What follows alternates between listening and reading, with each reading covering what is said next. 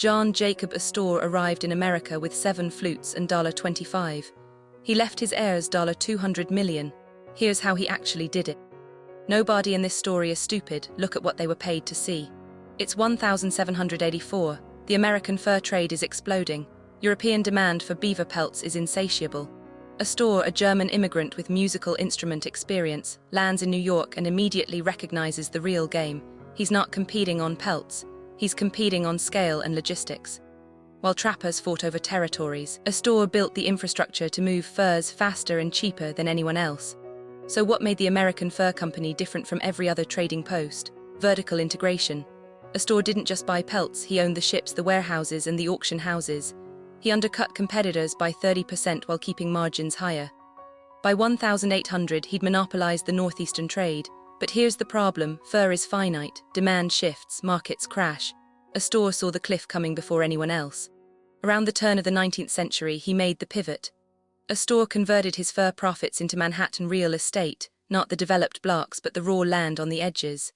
The Commissioner's Plan of 1811 would grid the entire island northward.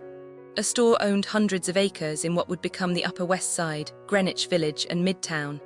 He wasn't building, he was waiting. The math was ruthless. Land he'd purchased for $500 an acre was worth $5,000 within a decade, $50,000 within 2. He didn't need to do anything, just hold. The city grew around him. Tenants paid him rent.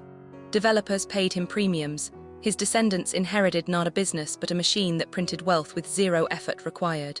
This is the pattern nobody talks about. The first fortune is earned. The second is inherited. The Astors never needed to innovate again.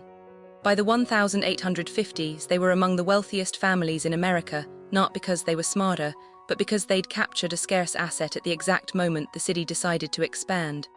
Real estate isn't a business. It's a bet on where people will want to live. The lesson isn't that you should have bought land in 1800. It's that fortunes compound when you recognize when an asset is underpriced relative to future demand. Astor saw that before the market did. He had capital, patience, and no emotional attachment to the old business. Most people hold the losing position too long. Astor switched before the music stopped. This video is for educational and informational purposes only and is not financial advice. Always do your own research. Subscribe for the next wealth building case study. We examine the mechanics, not the myth. This video is for educational and informational purposes only and is not financial advice.